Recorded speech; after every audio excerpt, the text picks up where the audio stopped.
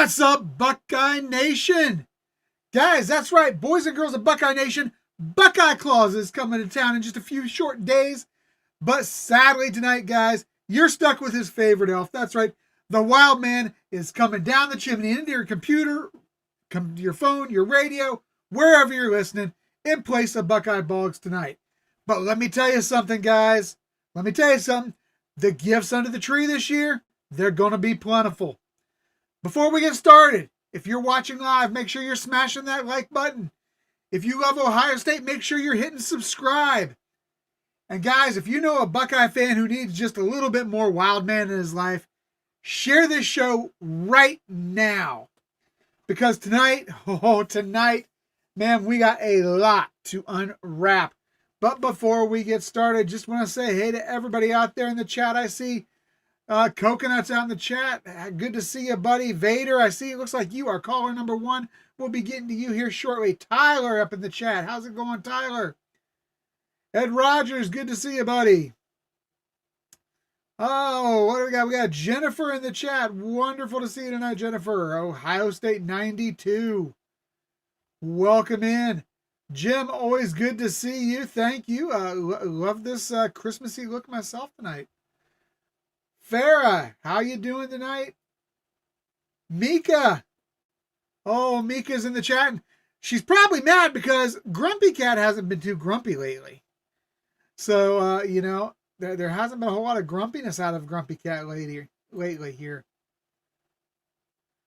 How's it going, Super Tombs, guys?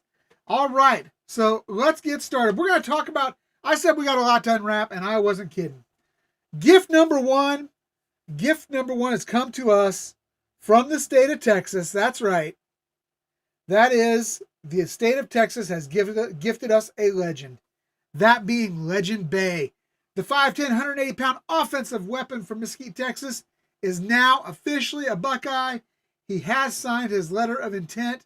And guys, ending what was, without a doubt, the most crazy saga, perhaps in recruiting history. Texas wanted him. Tennessee tried to get him. Who knows what his mom and brother wanted, but they didn't want him to be a Buckeye. But you know what? Fact is this. Legend is coming to Columbus. And I absolutely love it. Number two, we got the gift of drama. For those of you who didn't catch me and the Schrock Star on here earlier, or maybe didn't catch Ryan Day's press conference, Ryan Day, our CEO, is taking back the play calling. He said, all right, Brian, I'm taking it back. He's reclaiming the offensive play calling duties. Now, he said it's going to be shared. He said that guys like Bailey are going to be involved with it. Who knows, maybe Bowen's going to be involved with it. But what he's saying is, Brian Hartline, you are going back to just coaching receivers for now. Now, before you lose your minds, I want to hear from you what you think about this. Because I've got some ideas. Is this simply trying to alleviate the stress on Brian Hartline because he's spread himself so thin trying to do two full-time coaching jobs at once? Or guys, is Brian Hartline on the naughty list with Ryan Day right now? Rumor has it, yes. I want to know what you think. Was it a power move? Was it a correction? Or was it just Ryan Day saying, I'm ready to run my offense again.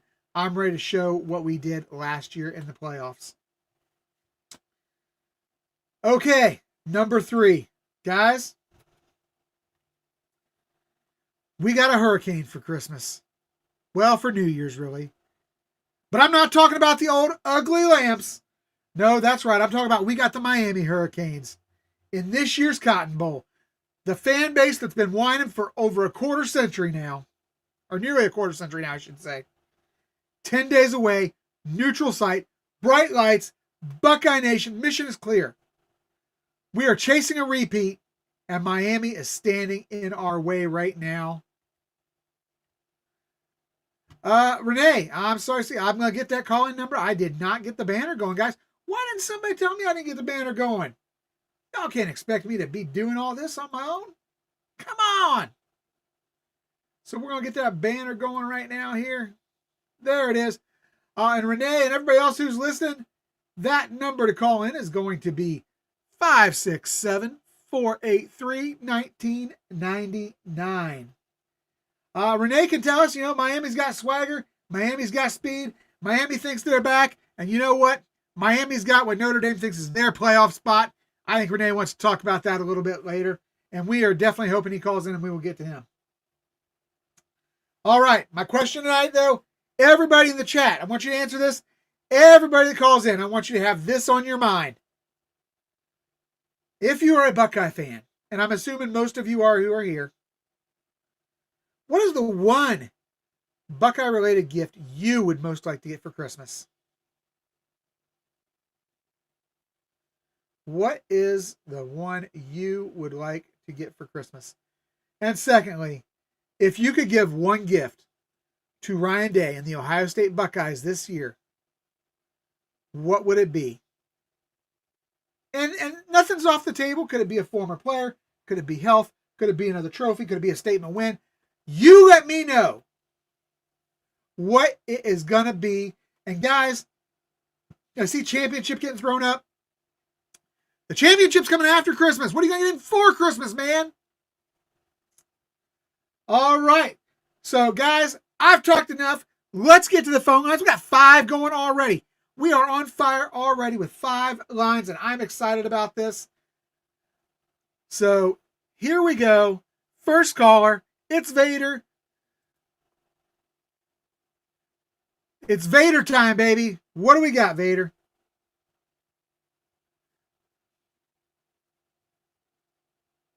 No.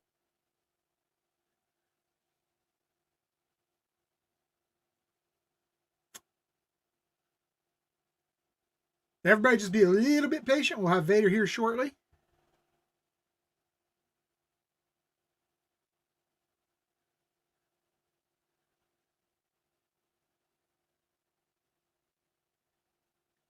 And remember, guys, as one caller comes in, and comes to the line. I can't talk long tonight, but I wanted to get your opinion on 2 things.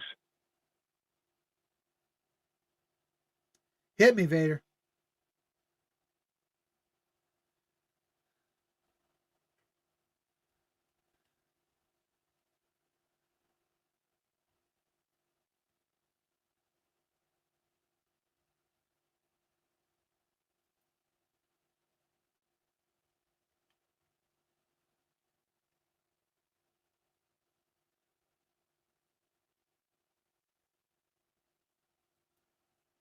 So while Vader's coming up, like I was saying, guys, remember, as one caller comes on,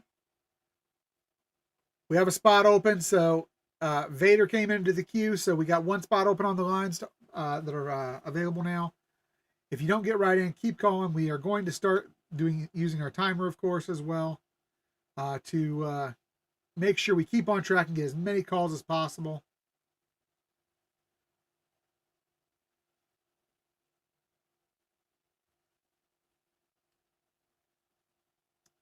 So, guys, also, this is a great time for me to remind you, Vader, the guy on the other end of the line right now, he's one of our great insiders. He is an inside info man for us.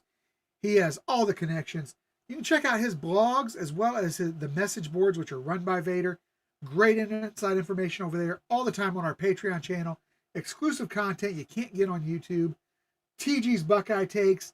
For Buckeyes in the NFL, you get Mika's Illuminati podcast. What Drives Me Wild, my personal segment. Talking Buckeyes with Ballsy coming up soon. We got new shows coming up from the Schrock Star, Dr. Corey, and Nashville Nate that'll all be popping up on there as well. So hop on over to our Patreon, only $60 for a 1-year membership. And that's a great gift for Christmas as well.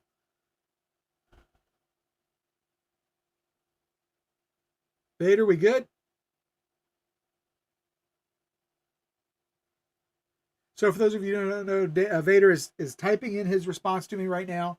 So just be patient with us, and we will get this thing fired up and going. And as soon as I hear him start coming across, we will get the answers to the questions he has. Sean, great to see you tonight, buddy.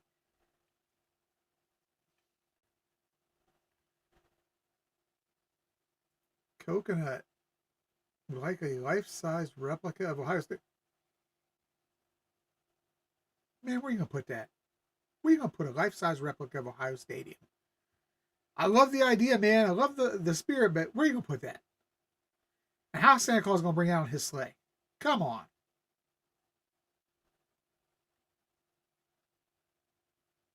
All right. I bought myself and my parents Ohio against the world flags for Christmas. Very nice. Just hope Coach gets to enjoy his Christmas. That's wonderful, Farrah. That is absolutely wonderful. I'm not sure if Vader's still on the line with us. We'll give this about another minute or so and see if he's still on the line with us. If not, we'll jump on. I'll pause him and I'll return him to the queue and bring him back up. We'll go over to the next caller. I'm loving some of these answers we got here. Let's see. Oh, we got Buckeye Builds joined us in the chat. Wonderful. Wonderful to have you, sir. One other thing, Wildman. Hit me.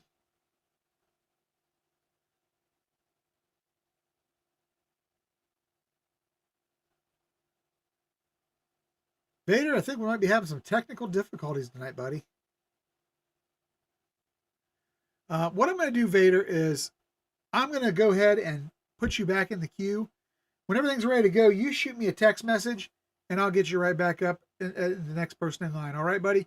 Because I want to make sure we get this thing going and keep things rolling. So, buddy, I'm going to go ahead and drop you back into the queue for now, and we're going to slide on up to the next call, and I'll get you back. All right?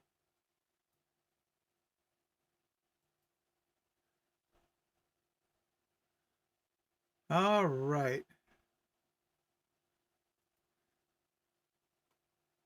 What's going on, brother? What's happening, man? How are things going? It is, man. I tell you what, dude. The fact that we got to play Miami is, I'm loving it. Yes. Because anybody thinks that Miami has a chance in this ball game. All right, look, dude. They struggled. They struggled to beat Texas A&M, who didn't look good. They did not. All right, Texas A&M's offense, it was garbage. All right, tell me how great. I want to hear how great Miami's defense is. Oh crap! Nobody was talking about their defense. Nobody talked about Miami all year. Nobody talked about them. They weren't even in their in the week ACC. They weren't even in their championship game. They didn't even make it in there. What? No. Are you serious? They're going to give us what for? Yeah, you know, I don't know where they're coming from, man. This is a team that this Miami team is. Let's call it what it is. They are not good. Okay, this is a Miami team that is. I mean, do they deserve to be there? Probably. I mean, they do have the win over Notre Dame. They do have a couple of ranked wins. So, in my opinion, they belong there over Notre Dame because they beat Notre Dame, obviously. But, I mean, you're talking about a team that right now, I don't know if you know this, 36th in the country in total offense. And they didn't look that good against Texas A&M. And then you look at them defensively, and they're 11th. But who did they play? Notre Dame was anemic when they played them. I'm trying to remember. And that was the close ball. Was Jeremiah like a touchdown? Yeah. Was Jeremiah Love out of that game against Miami? I'm trying to remember. I know he missed one of their first two games. I don't know. I didn't watch the game. So maybe I actually Renee can tell us that. But I'll tell you, to me, you know, I am not impressed by Miami. So I'm with you. I think this was a gift to Ohio State. I meant that when I said it. I think it was an absolute gift to Ohio State. As long as we go out there and play our game, I don't see any way that Ohio State doesn't beat them by at least 2 scores. Oh yeah, I think. Hey, they had a trouble in the red zone scoring on, trying to put touchdowns on. They didn't put a touchdown on the board until there was a minute 44 left in the game. Okay. Right. Even if they had kicked all their field goals and made all their field goals, it still would have been 19. It would still only scored 19 points. We have only had the maximum scored points on us all year was 19 points or 16 points. Excuse me. Yes. 16 points. You mean to tell me there is no way on God's little green earth that team puts up more than 16 points on us in a bowl game? I agree. There will be go and their running back. You know what? He was great running through the A gap. That's going to be really hard when the spine of our defense is full of All Americans all the way from the nose guard from the defensive tackle spot all the way to the safety spot. He's going to run through 4 All Americans? Yeah, I don't think so. Yeah, I would agree with that. I would agree. And then Sean Point made a good point. Defensively, they've got a great defensive end. Got a couple of good defensive ends, actually. 7 sacks versus A&M. So I think we have to take their defense somewhat seriously. But at the same time, this is a defense 11th in the country. And if you look at it overall, because I think one of the big things is when you look at them, they are the 6th best scoring defense in the country. So I think we do have to take their defense seriously. But at the same time, I don't think they've faced a quarterback who can process the way that Julian Sand can. And we don't know what they don't know. That's the other thing. They don't know what offense they're getting because Ryan Day just said, I'm taking the play calling back. Yeah, that was good to hear. What does it mean? Taking the play calling back. So, I mean, what does that mean to Ohio State? And now, a question I posed to Sean earlier, and I'll ask you as well. Are you at all concerned that he had done so well in that CEO role through the playoffs last year and through the regular season this year? Are you at all concerned that him taking back the play calling is going to disrupt the flow? It's going to cause any issues? No. You know why? Because it's Ryan Day's offense we're running anyways. It's not Brian Hartline's offense. We're running Ryan Day's offense. That's Right. his offense. It's his design. So I'd much rather have him calling the plays and, put Hartline up in the booth. He can say, hey, this is what I'm seeing up here from my vantage point. And then Ryan Day can make the play call there on the field. And, you get the ball out of Julian's hands quickly. It's going to be a long, long night for Miami. And we don't really know how good their defense is. My gosh, it was the ACC, dude. Okay. Well, a conference with a 6-5 champion. Your champion has really. How does a team that was 10-2 not make it in the champ? That doesn't even make sense. That doesn't even make sense. I can't even fathom how that would even work out. But it does in the ACC. Okay, bring it on. Last time Miami beat us was 2011, and we all know what 2011 season was. All right, so Miami, if you want to put that in in glow on 2011, you go for it. Okay, because that is an outlier. 2011 was an outlier year for us. If Tressel would have been there, we would have smoked their bags. We would have smoked their bags in 2011 because can I tell you what, that team had talent. Yes, that 2011 team had talent. We just smoked their bags, and when we did play them the next year, we did smoke their bags. Yes. And so I'm not worried about Miami. But, and here's another thing with Miami, right? Here's another thing with Miami. With the drawing a blank on the coach there in Miami. Mario What's his name? Cristobal. Mario Cristobal. I'm sorry. Show me his greatest win. Probably. Show me Mario. Was it beating A&M? Is that his greatest win, I guess? Or was it against? I would say against Ohio State. What was it, 2021 when he was at Oregon? 21. 21 when we had the youngest team in the FBS that year. Yeah. And we had a defense that nobody knew how it worked, and they scored basically on the same play, almost the identical play 3 times in a row. And that crap ain't going. That kind of crap there, Mario, is not going to fly against this Ohio State defense. Let me tell you what. They're going to eat number 10 and number 4 are going to, and your trick plays. But you had to open up trick plays to beat A&M. You had to open up trick plays to beat A&M. Man, you just used up the bag already, dude, to go win an on the road playoff game.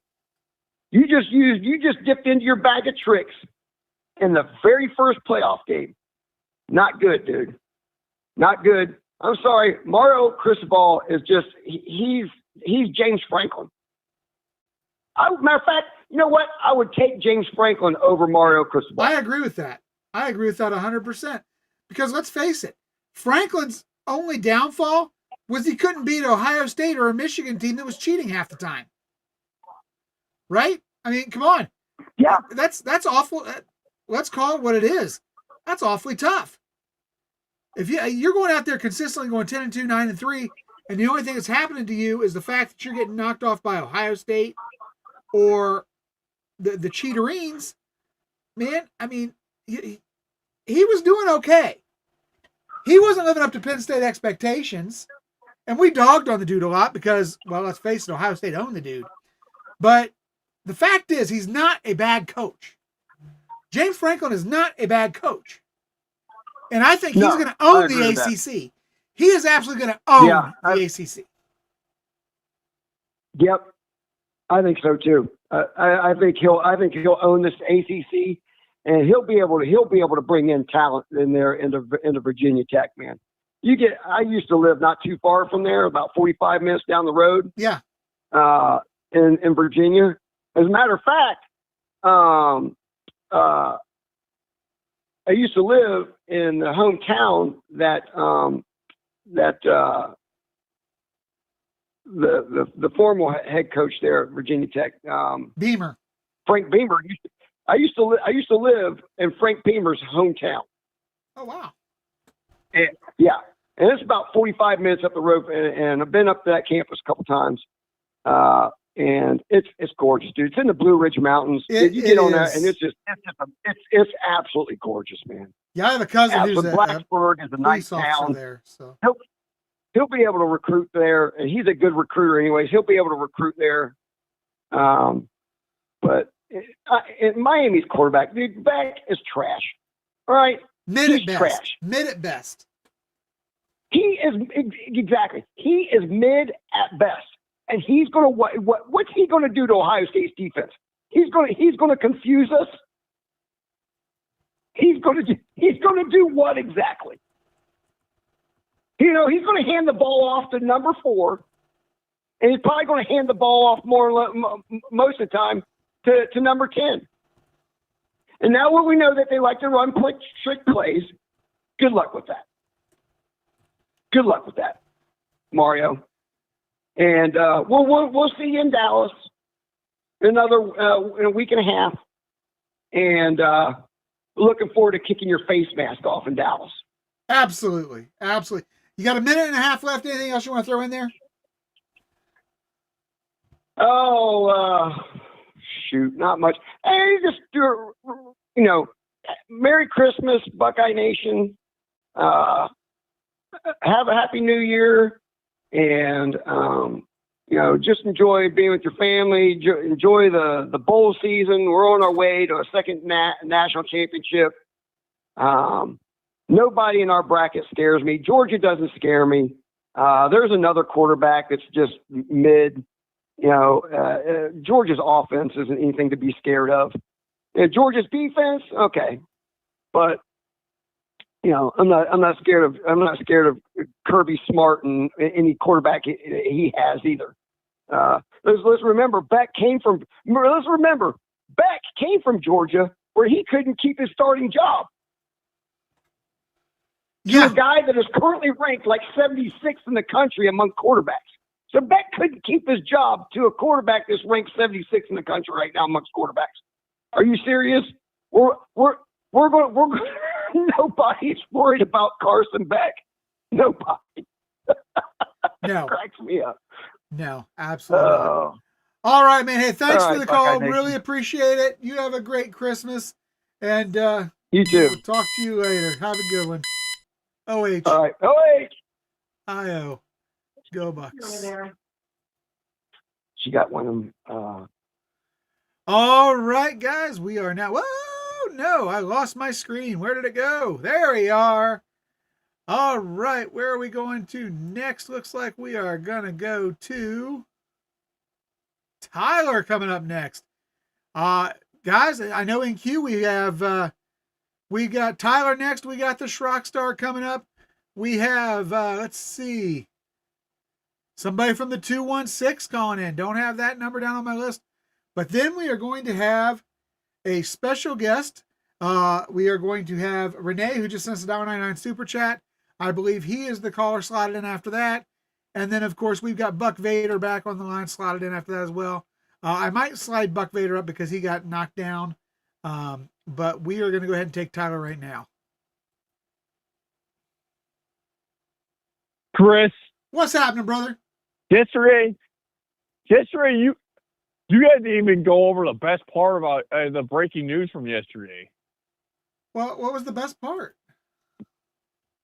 Matt Weiss. He got caught red-handed and looking at females on video and on hacking their accounts on camera. Yeah. I mean, I can't even fathom. The Michigan. We've said it before. They're the gift that keeps on giving. They're a joke. They're laughable. They're embarrassing. They are everything that college football does not need or want. I don't know why they weren't given the death penalty after all this crap, but they weren't. And you know what? I kind of agree with Corey that a combination of the win we got this year combined with watching their program systematically dismantle. We didn't get the penalties we wanted, but this feels pretty damn good anyhow. And you know how embarrassing that is to be getting caught red-handed doing that? Well, I can't imagine how embarrassing it is because I would never do something like that. But exactly. I would be. I don't know. I would never get caught doing something like that. I would never do something like that. Most people in their right mind would never do something like that. Only pond scum do things like that, man. Honestly, all I've got to say about that it is FBI, when you look through that computer, I'll wear some rubber gloves before you touch it. You don't know what's on there. Let's not go down that road, Tyler. Let's not go down that road, man. Yeah, I know. It's Christmas. I know. Come That's on. all I'm saying. Remember what? It's just, and these guys are just continuing jokes at that point. I said it before. I'll say it again. They're the joke. They're the gift that keeps on giving, man. And Sean's right. It sounds like a Shaggy song. Yeah, got caught red-handed. Wasn't me. That's all they got to say, man. That's all they ever got to say. Wasn't me. Wasn't our fault. We didn't do it. Lies! All lies! But anyhow, spread some Christmas cheer with me. Let's get to Yeah. So let's talk about Mario Cristobal for a second. Let's talk about Mario. So, first of all, Michael Irvin kissing you after the game against A&M. That was weird. I don't know. Were they teammates? I don't know, but Michael Irvin may have kissed just about anybody yesterday. Because I'll tell you, dude was woo. I'm not gonna say that he was riding the white pony, but I'm just saying, there's something wrong. He was definitely he was flying high on something, and I don't think it was adrenaline. Yeah, there's. It just what's with all these teams that have U of M as their like logo? That act weird. That crazy. Well, they do. There's no doubt about it. But you mentioned Mario Cristobal. Let's talk about Mario Cristobal for a minute. And our last caller mentioned, what was his signature win? What was the signature win for this guy? And you have to ask, was it that Ohio State win in 2021? Because if you look at this guy's record overall, he's not bad. But yeah, he's not bad. As an overall record, you realize he's just barely over 5. He's 549 is his overall record as a head coach. 549. Not good. No. In fact, his first 3 seasons, which obviously, there's some struggles at Florida International his first 3 seasons. But my God, 1-11, 5-7, 3-9. Now you look at him recently, 11-2, 10-3. But you go back, he's 2 years removed from 7-6, 5-7, 4-3. Dude. I mean, what makes Mario Cristobal such a coaching icon that people want him for their teams? His best success, I mean, definitely, if you look at it, is the last couple years at Miami. I mean, he had 2 really good years at Oregon. He went 12-2 in 19, and then 10-3 in 2021. Outside of that, what the hell did he do for the first 10 years of his coaching career? Nothing. Yeah, nothing. Like, how many championships this guy have? The fact that 0. The fact that your best win is the 2021 Ohio State team. And I still say that was Joe Moorhead's win. Yeah, felt more Joe Moorhead that won that game. And honestly, and Kerry Combs' terrible defense. So honestly, if that's considered your best win, Mario, that's pretty low. Yeah. That's pretty bad. Because I'm telling you right now, you're not going to beat this Buckeye team with just trying to run off tackle. It's not going to work. Yeah. Exactly. Those 3 off tackle runs that you got in the horseshoe in 2021, that ain't going to work this game against Caden McDonald, Arvell Reese, Sonny Styles, Caleb Downs, and Jalen McLean, and Edric Houston. It ain't going to work. No. You're at the.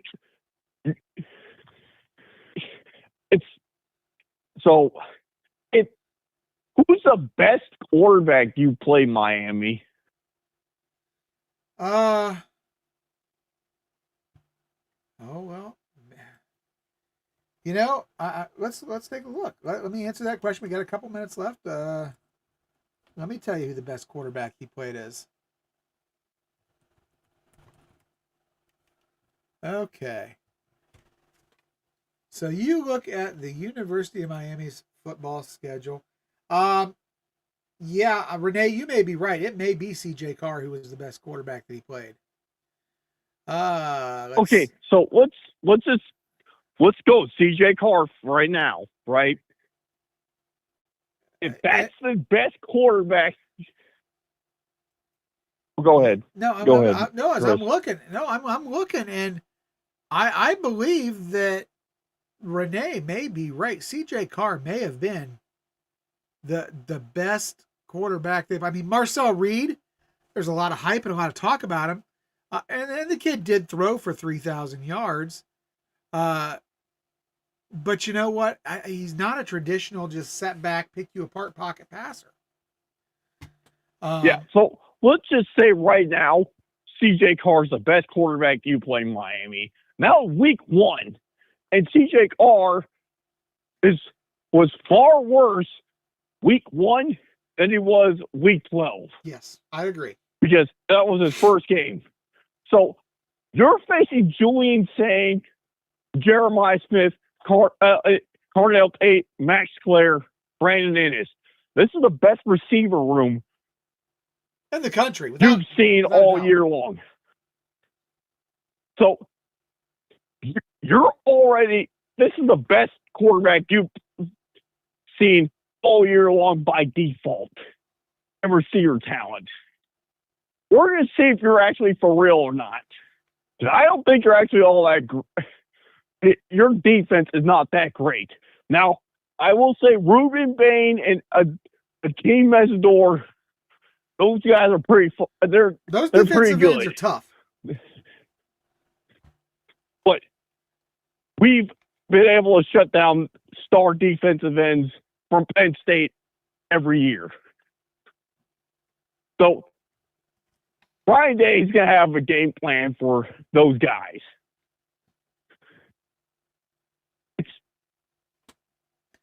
Yeah, I agree. This is the best offense you're going to see all year long, Miami, and the best defense.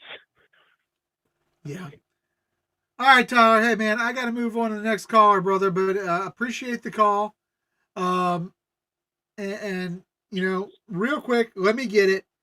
What's the one gift as an Ohio State fan that you would love to have this year? And don't tell me a championship. Give me an actual gift.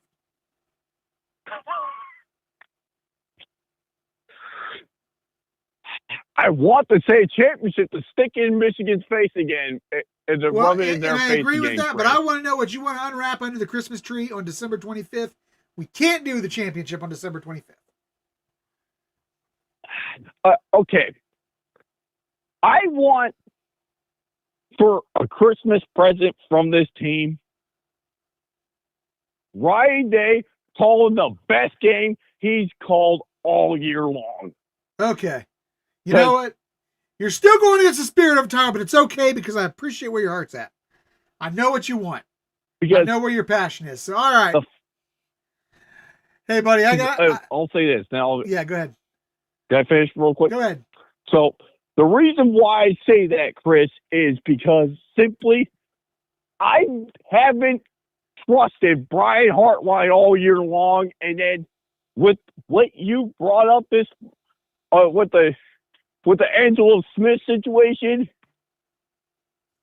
Brian Hartline, you got a big lump of coal from me right now. Well, you know, I don't know if you heard it earlier, Tyler, but I said it earlier.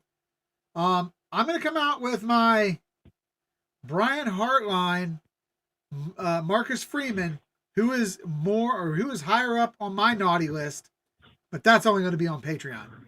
So, all right, brother. Hey, you have a great Christmas, and we'll talk to you later, buddy. OH. I'll go Bucks. All right. Hey, Schrockstar's coming up next. Or actually, Sean, I'm going to go ahead and bring Vader back on. I hope you don't mind that real quick. I'm going to slide him back in since he was having technical difficulties. And I found out the reason for another difficulty that he messaged me. So we're going to go ahead and bring him back on and see what he has to say because he may have some new context to add to all this. All right, Vader, let's hit it, buddy. Hey, Wildman, it's Vader.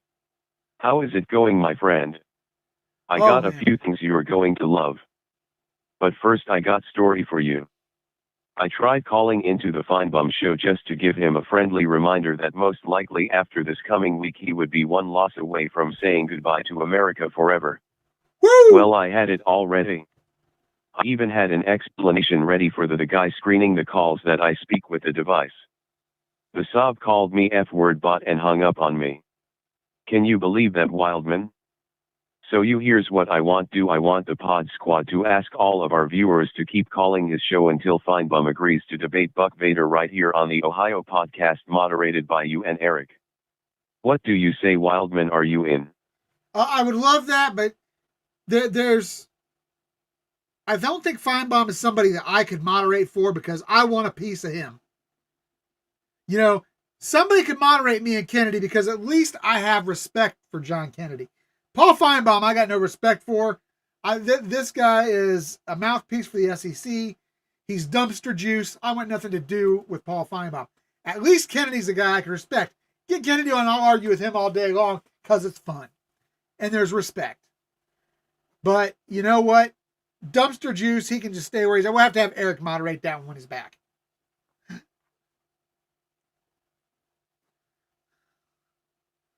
What else you got, brother? All right, let's talk about the gift that keeps on giving, the absolute dumpster fire happening in Ann Arbor. Yes. We've seen some chaotic coaching searches in our time, but what Michigan is doing right now is in a league of its own. Think about the timeline here. On December 10th, Sharon Moore is fired for cause not for losing games, but for a malfunctioning personal life that allegedly involves breaking and entering charges and a white prison jumpsuit. It's a total HR nightmare. And while the Buckeyes are prepping for the playoff, the Wolverines are trying to find a leader while a law firm is basically tearing their athletic department apart to see what else is buried under the rug. But the search itself? That's where the comedy really begins. They went big. They wanted Kalen DeBoer. They thought they could just snap their fingers and lure the guy away from Alabama.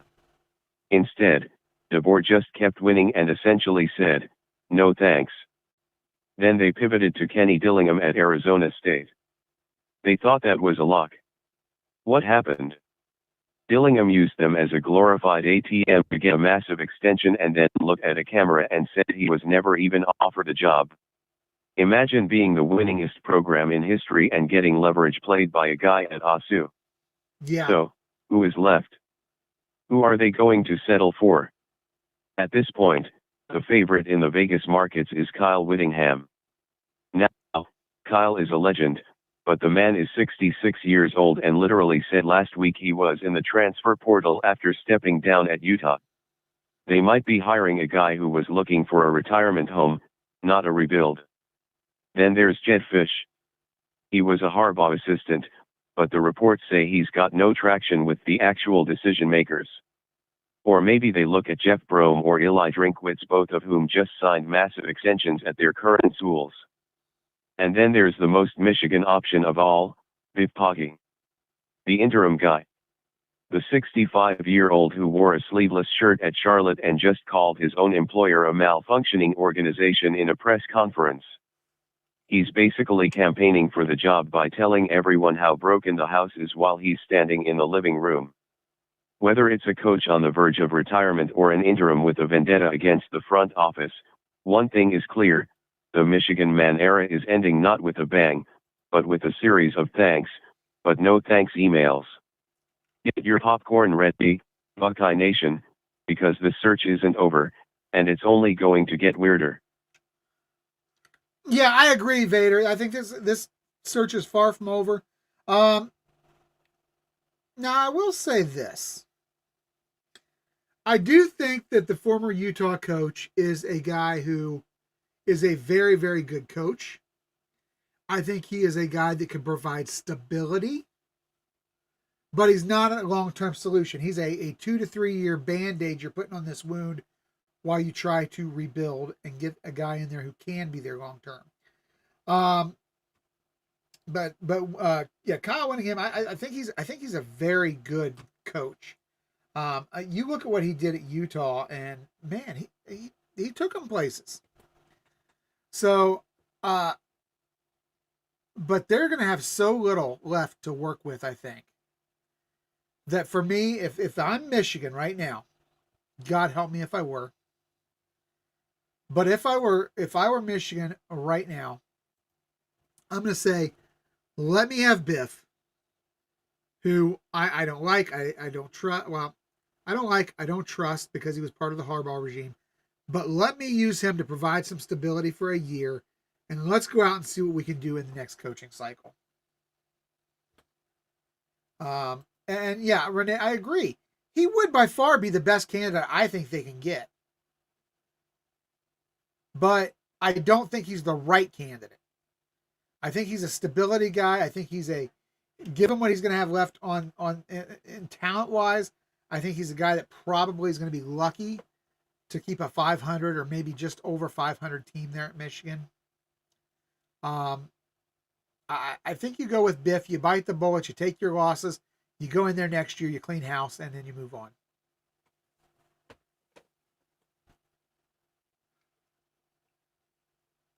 Anything else tonight, Vader?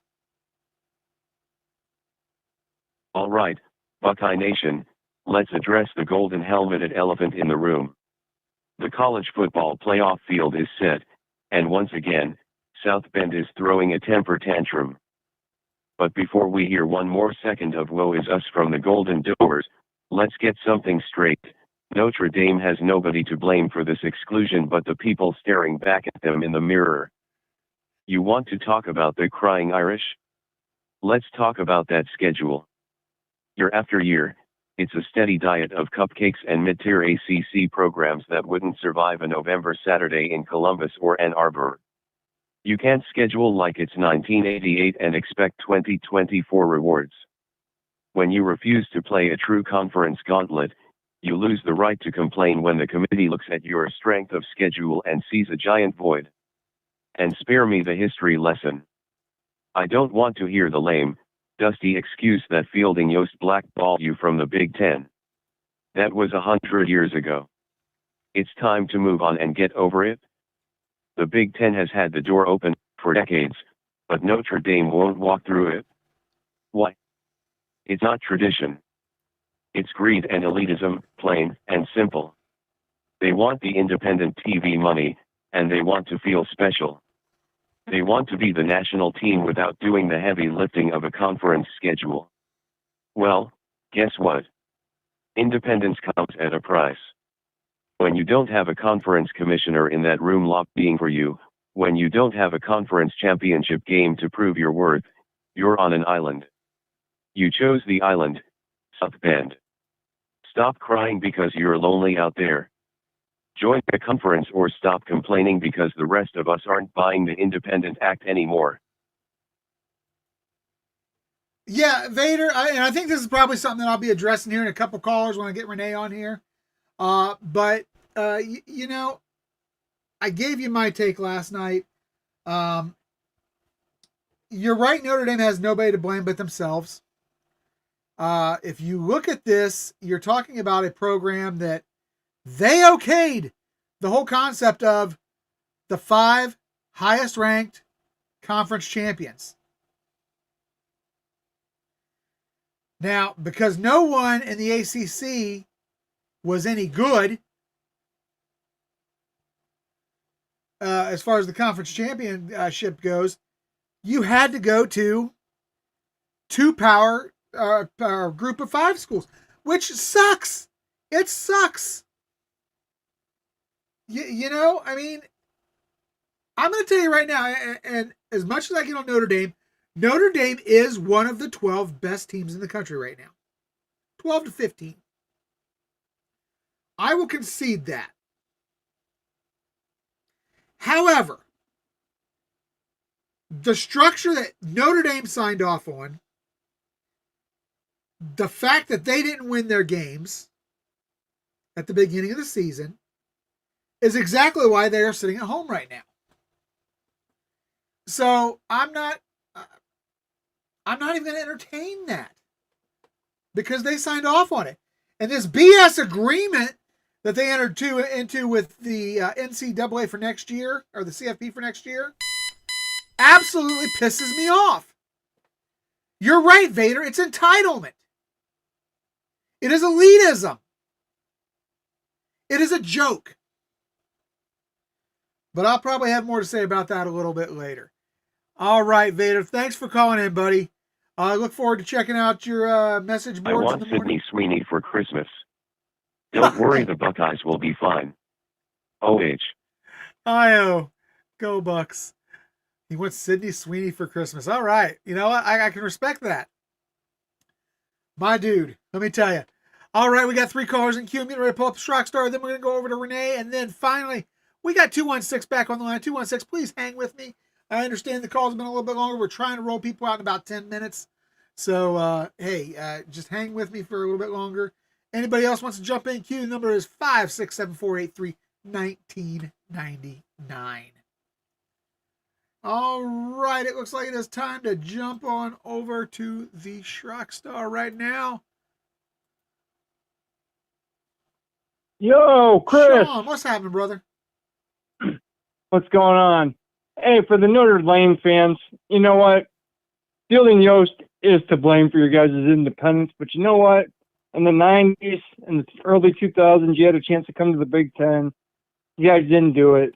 You guys had a chance to join the ACC during COVID, but you'd only join it for basketball and the other sports. You wouldn't do it for football because you guys were greedy and you wanted all the money to yourself. So you know what? You had no one to blame but yourselves. To stop your crying. No disagreement there. What else you got for me tonight, man? Man, I tell you what, I think like in the Godfather movie, you know, where they say you never go against the family, I think Heartline needs to be taken out fishing like Fredo was. Wow. Wow. Metaphorically, of course, meaning we think it's time. Yes. Metaphorically, you think it's time for them to give him his goodbye card, so to speak. Yes. I don't really mean what but metaphorically, yes. Thank you, Chris. Guys, I know you guys think we're just gonna roll Miami, but I'm gonna tell you something. Their defense is no joke. It's legit. And the way our offensive line played that last game against Indiana and got our butts kicked in the trenches, we need to be worried. But one thing I will say that I'm happy about is Ryan Day is going to be the one calling the plays. Heartline did not put us in the best position to win the Indiana game, and our linemen got their butts kicked in the trenches. Indiana kicked their butts, man. No sugarcoating it, and the game plan sucked. I'm gonna put you on the spot, Sean. I'm gonna put you on the spot because this hasn't come from you, but after last year's loss to Michigan, rumors surfaced. And rumors surfaced about something, and I'm going to get there in a minute. And then you see almost the exact same script play out against Indiana this year. And rumors started to surface again. I want to know what you think and what people in the chat think about this rumor. Now, I personally don't put any credit to it, but you have to ask yourself, is Ryan Day essentially throwing away games to jockey for playoff positioning? Did he think I don't think so. Did he think that losing to Indiana would drop him to 3 and then he gets Georgia's cake path? I don't believe so. I don't think so, but I've heard a lot of people say it, and I heard the same thing last year. Number one is not a seed that you want to have in these playoffs. The number one seed has been screwed over the last 2 years since we started the 12-team playoff. You look at the road that number one has had to take. And I'm not saying he's doing it. I don't think he's doing it. But I'm saying these rumors are out there. And if next year we go into our last game of the regular season, as he liked to call it, and we have a 13-10 loss, and we look the same way we've looked the last 2 years finishing up our regular season, Sean, questions have got to be asked, man. There's this, now don't get me wrong, I think Indiana is legitimately a good team. Yes. But we shot ourselves in the foot so much in that game. And the officials were so bad in that game that, They were. But But Chris, in the trenches, our offensive line got it handed to them, man. We could not run the ball on them. They were blitzing almost every play and getting pressure on our guys. I mean, then Ryan Hartline he was lost. He did not know what to call up there. Here's what I'm going to ask you. He did Julian no favors at all. Sean, why is it that we handled a Michigan defensive line that was better than Indiana's with no problems? Because I do believe Michigan's defensive line was better than Indiana's. Why did Michigan's we handle line? Their defense. I don't think Michigan's defense. Their defensive line. I don't think Michigan. Okay. No, But are you basing that on what you saw not, against Ohio State, or are you basing that on what you've seen all season? I'll tell you what. I think last year's Michigan line last year was better than this year's Indiana's team, no doubt. But I don't think this year's Michigan's defensive line was better than Indiana's line. I think Indiana's defense is very underrated, and I think they're tenacious and they play with an attitude. And they have a really good defensive coordinator, and he basically took Brian Hartline to the woodshed, and we could have had it. I mean, don't get me wrong, we had our chances, we blew it, but man, they were just getting through our guys, man. Tegra, thank God Tegra's gone. I mean, honestly, Chris, a question for you: who would you rather have, Gabe Van Sickle or Josh Padilla starting at right guard? Because I'd like to have Padilla, but I like Padilla. This is what I would say, and it's bad. I would rather have Padilla probably, but I'm not upset if Van Sickle starts. True. Because I think either I one. agree too. Here's my thing: the reason I like having Van Sickle in there as the starter is Padilla is a guy who legitimately can play three positions across that line for you. He can play either guard or the center. He can do all three of the interior line positions. I like having that flexibility coming off the bench if needed. And while Van Sickle can obviously do the guard positions, he's not going to get out there and give you reps at center if need be. So I would rather see Padilla giving the spells, moving up and down the line, coming in, playing multiple positions to give these guys the rest they need, and let Van Sickle have the start. But I just don't think what I read is he was going to rotate those two guys. I don't know how much I like the idea of rotation. $2 super chat from they the did Diesel it last Freak. year and it worked. Yeah. Caden the Diesel Freak, $2 super chat. Happy holidays. Happy holidays to you, Caden. Go ahead, Sean. Finish your thought, buddy. Happy holidays, Caden. No, I worked last year, and I'm not a big fan of rotating offensive linemen because you need guys getting their chemistry together because those guys need chemistry to play as one. I mean, it's very important. Chemistry is very important on the offensive line. But it worked last year, and it did. I don't know if they think, since it did last year, that's going to work this year, but I do have faith in either Gabe or Padilla over Tegra any day. So this makes me mad that they waited so long to do this.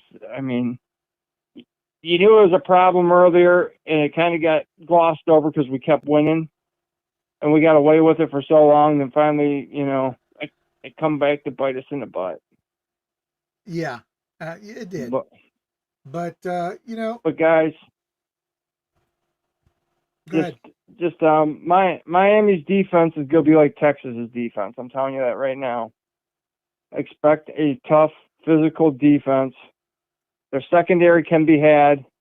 If our offensive line can give Julian the time, I think he can sit back there and pick them apart. But, I mean, we got to be able to give him the time. We got to be able to run the ball decently. And what gives me hope is Ryan's the one calling the plays. And I'm happy about that. Yeah. I mean, to Brian Hartline, thank you for your past service, what you've done, for your playing time, what you've done here.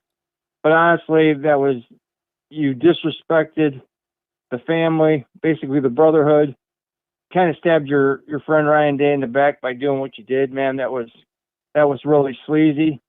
You just need to, go on down to Florida and stay down there, buddy. I mean, it is what it is, but you made your bed. Now you got to go lie in it. Yeah. An OSU gift that I'd want this year, Chris, under my Christmas tree, I would love a Chris Spielman autographed jersey. Me too. That would be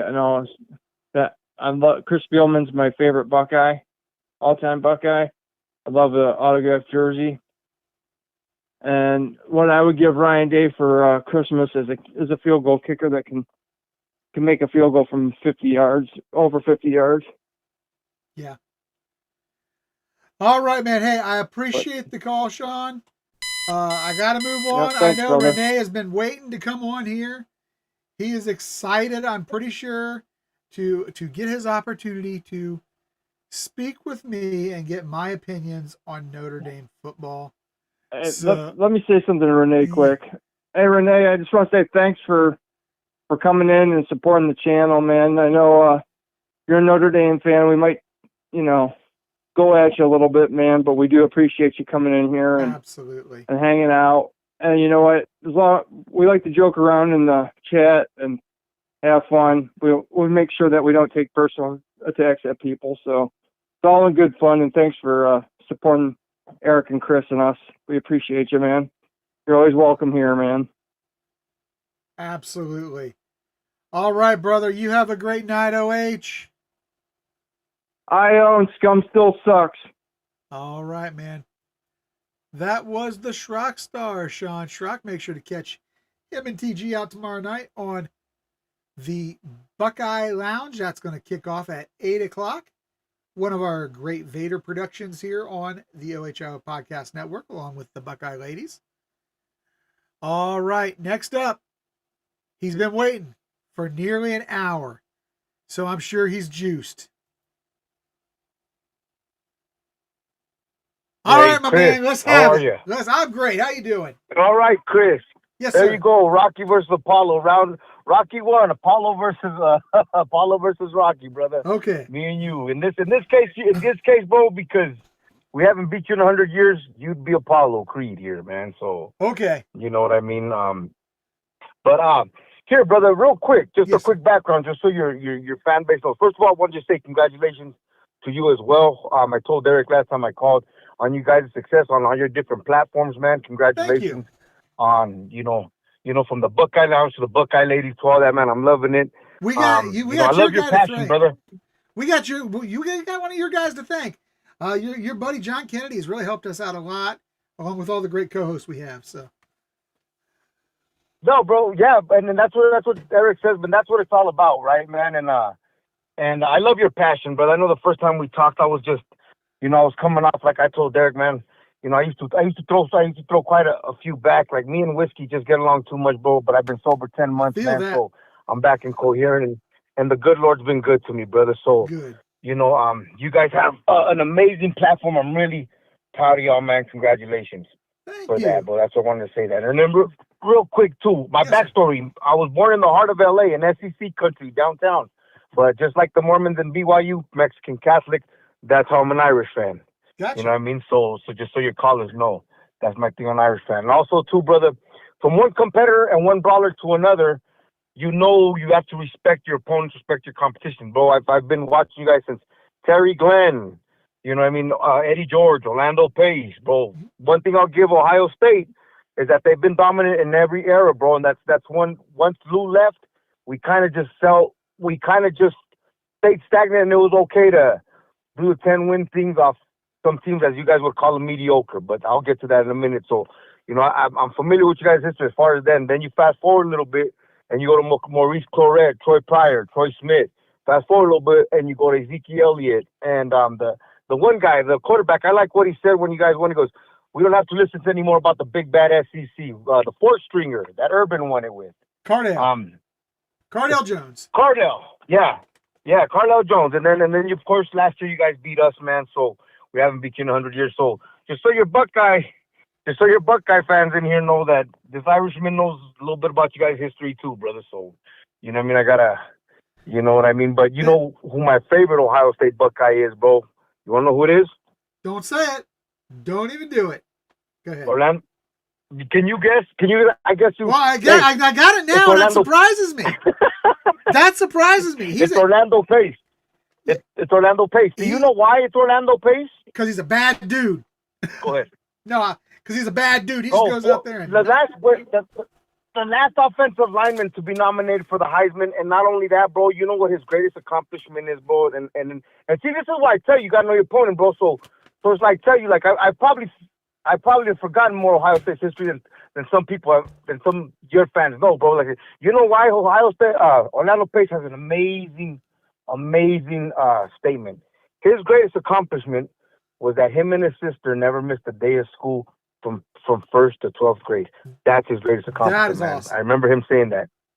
That's bro, incredible. And that is quite the hat off, man, to an amazing athlete in this day and age where it just matters about going pro and making money. But when even then, as college football was taking off, man, he made that incredible statement. Okay, so here's my argument to you and to those guys. Okay. I can take the loss. You know, I grew up pretty rough. I grew up pretty rough, and, you know, God's been good to me, so that's to say. So I come from an attitude of get your hands dirty, and they say, I can take an ass whooping as quick as I can give one. I can take an L, bro, as quick as I can give one. So the L, like I tell people, I was rooting for Kalani Sitake, bro, because when he wrote an amazing letter for me to get off parole. And so I have a loyalty to him. BYU's deputy athletic director, bro, was my backup at East High School, bro, and is a good friend of mine to this day. Grew up with him in the same neighborhood here in Utah. Okay, yes. So problem solved, right? BYU wins. Miami and Notre Dame are both out. Granted, that's not what I want, bro. So that's not what I want. Okay, but okay, BYU wins. They're in. You know what I mean? Yeah, your logic is 100% on right there. Yep, I'm with you. You know, we're both out. The drama's over. Hey, you guys, free me. Hey, and I know you don't like our coach, bro, but I love that man, bro, because I believe he embodies everything that Notre Dame is. You know what I mean? God, country, Notre Dame. God, family, Notre Dame. I really do believe that. But he says it himself. Take care of what's in front of you. The rest will take care of itself. We didn't take care of it, bro. I'm one fan that said we didn't take care of it. I was shocked that we were out, but I was even more like, man, as a fan, I wanted them to play one more time. I didn't want my team's last play to be one of our alumni, Rick Meyer's son, throwing a touchdown against us in Palo Alto, California. You know, so as a fan, that's what kind of disappointed me. That's how I seen the last play. But I could take the L. Hey, we did it to ourselves. This is where I have my argument, though, Chris. Yes, sir. I heard one of your guys say about 2021 and crystal balls, best of 2021. But real quick, bro, people are always quick to throw NIU on us. Okay, well, if 2021 was 2021, bro, NIU was NIU. But you can't have it both ways. If you guys can throw it NIU, I can throw it that we made it to title game against you guys and lost by 11 points. Either way, we got there. Something we haven't done in 30 years, win 2 major bowl games. Yes. You know what I'm saying? You know what I mean? So you can't have it both ways. And as far as the conference, if conference championships matter, homie, why wasn't Duke in? Why isn't Duke in? You know what I mean? That's Tulane. I agree with you 100%. Tulane and James Madison did exactly what they needed to do and fit the curriculum and the itinerary that the CFP had. They deserved their chance, bro. Know that they didn't have a chance. They deserved their spot, knowing that they didn't have a chance. I don't disagree with you on that. Yeah. But it's the 5 top-ranked conference champions, so that's why. That's why the ACC was excluded, because they didn't have one of the top 5 ranked conference champions. No, okay, and that's understood. That's the case. Why do conferences matter? And why do conference championships matter? Well, because you still get the automatic bid if you're one of the top 5 conference champions. Okay. If that be the case, okay, then if you lose, then why are you in it?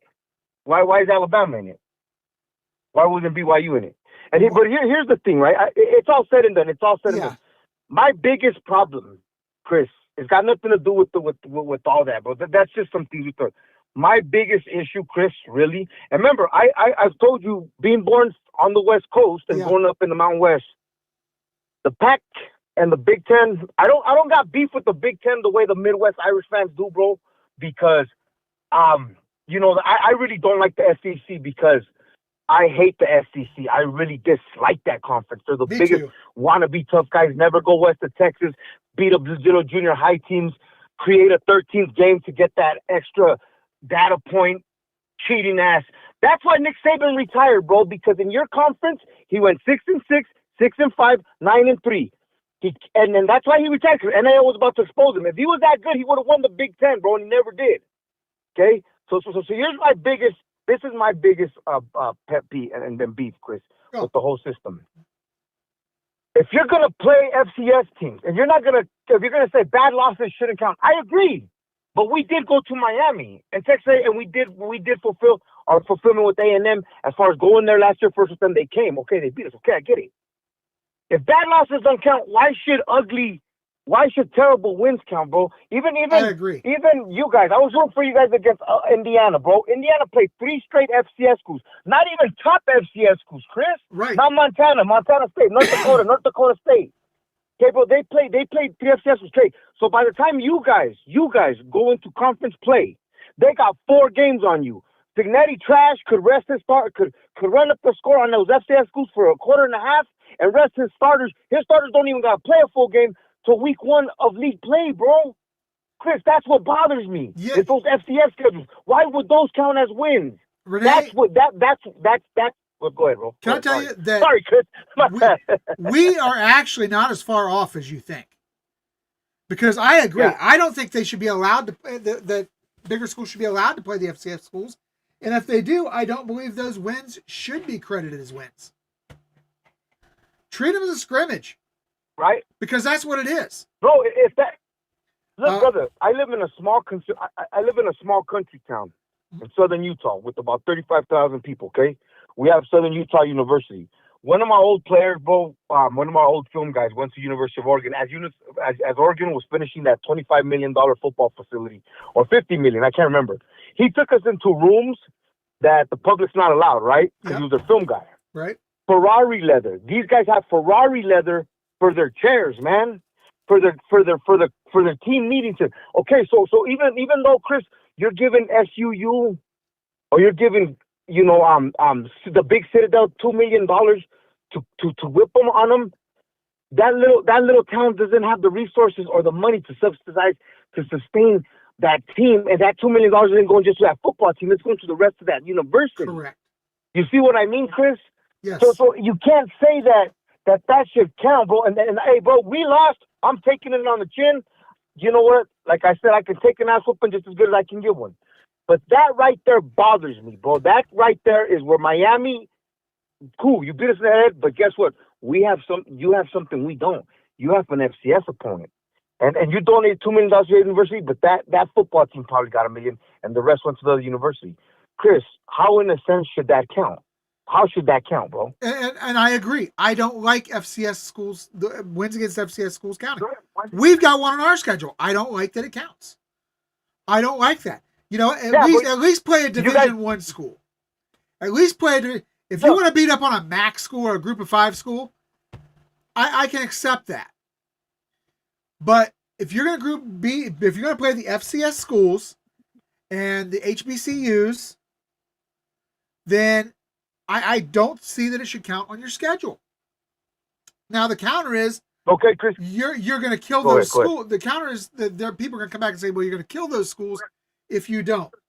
Well, I'm sorry, but there's really no place for it. And I do think you should get some credit for quality wins or quality losses, but they shouldn't count more than wins. No, they shouldn't. They shouldn't, Chris. They shouldn't. I agree. A loss is a loss. It doesn't matter whether you win by 1 or 100, right? Or you lose by 1 or 100. Loss is a loss. But this is what the one last thing I'll say. You know what I mean? I don't know what the entitlement comes and all that, and maybe, like I said, I know the history of why we didn't get in. But to me, I say keep our independence just because it's part of our identity. You know what I mean? Like I said to you, Ohio State. Ohio State's the one team that I always respected from the big. First of all, some dude that he was the head bartender or the head bouncer. Bro, he's my brother, dog. We went to war. We had a lot of crazy nights at the bar, bro, having to kick out a lot of people, bro. Big Ohio State fan. He's from Columbus. Okay. Ohio State is the one team, bro, when that had stayed dominant through all them years, bro, that would go everywhere to play still. They'd go to Oregon. They went to USC with Beanie Wells, I think. They started the season with that. They would go everywhere, bro. With that being said, it's also too, bro, when you go into different time zones.